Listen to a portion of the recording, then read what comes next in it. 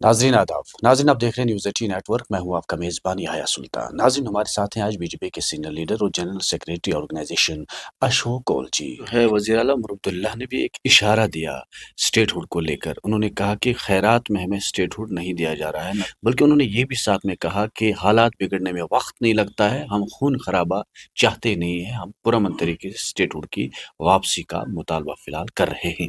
और वो इशारा कहीं से समझेंगे? नहीं, ऐसा नहीं है। उमर अब्दुल्ला साहब, या तो हमें लगता है कि वो फिर से 90 जैसे हालात, 90 के पहले जैसे हालात बनाना चाहते हैं, इसलिए उस प्रकार की वो बात करते हैं।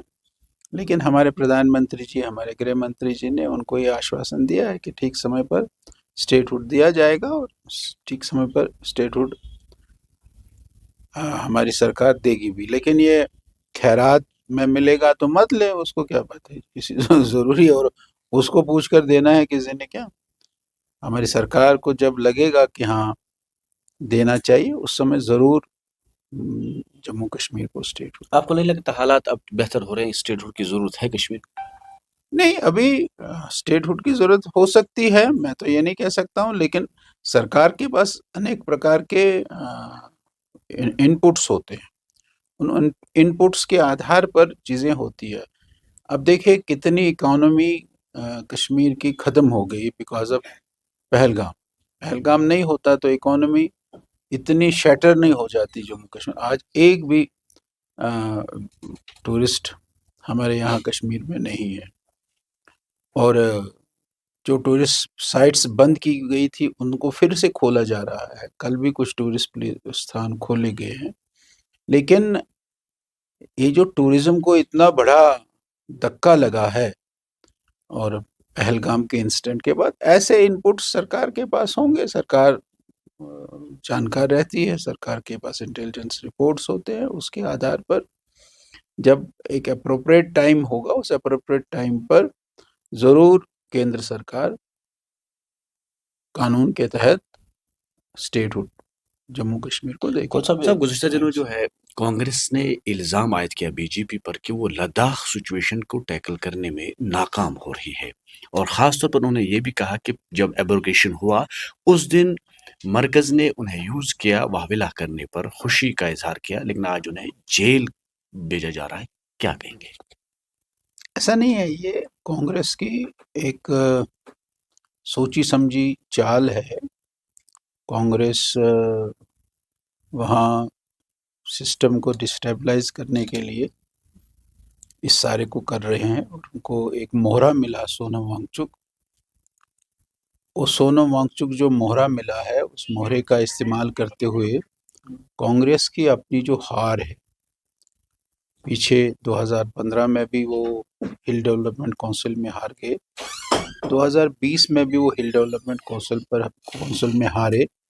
जबकि 2020 की हिल डेवलपमेंट काउंसिल में जब वो हारे, उन्होंने बड़े पापड़ बेले थे, बाइकआउट की कॉल दी थी, बाइकआउट करवाया था, लोगों को डराया था तब भी। और अभी भी वहाँ के चुनाव नज़दीक है, यानी चुनाव होने वाले हैं वहाँ 2025 में, 5 साल पूरे हो रहे हैं। तो ये एक कांग्रेस का चुनावी स्टंट है और लोगों को गुमराह कर रहे हैं। लद्दाख, लेह को जो जो उनकी डिमांड थी, जो वो चाहते थे, वो सब लेह को दिया गया। लेह को रिजर्वेशन दी गई, लेह को डोमिसाइल दिया गया। उनका जो मानना था कि हमारी जॉब्स मिलनी चाहिए बच्चों को, वो जॉब्स बच्चों को मिलने लगी है। पहला एडवर्टीजमेंट 500 से ज़्यादा पोस्टों का निकला है। उससे पहले जो लोअर कैडर के पोस्ट थे वो भी भर दिए गए हैं।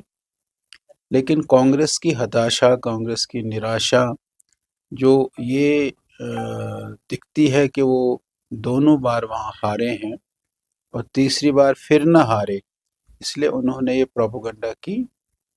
और कांग्रेस का वहाँ काउंसलर, जिसने पहले दिन घोषणा की कि हम आगजनी करेंगे, हम पत्थर मारेंगे, हम डिस्टर्बेंस करेंगे, और उस घोषणा के बाद अगले दिन उन्होंने वही किया है। और ये दुर्भाग्यपूर्ण है, ये कंडेमनेबल है, और ये सारी की सारी कांग्रेस की चाल है कांग्रेस की। ये जो सारे देश भर में एराजन, लोगों को उकसाना, लोगों को सरकार के खिलाफ करना, सरकारी प्रॉपर्टी का नुकसान करना, ये लोगों की फितरत है। और जो कांग्रेस पैदा कर रहे हैं, और वहीं कांग्रेस के वो समनला जो वहाँ काउंसलर हैं, उन्होंने पहले दिन नौजवानों को, यूथ्स को एजिटेट करके, और अगले दिन 24 तारीख को उन्होंने उसको अंजाम दिया है। ये सारा कांग्रेस की नाकामी, कांग्रेस की नालायकी, और कांग्रेस जो लगता था उसको कि हम फिर से हिल डेवलपमेंट काउंसिल का चुनाव हारेंगे, ये उसका नतीजा है।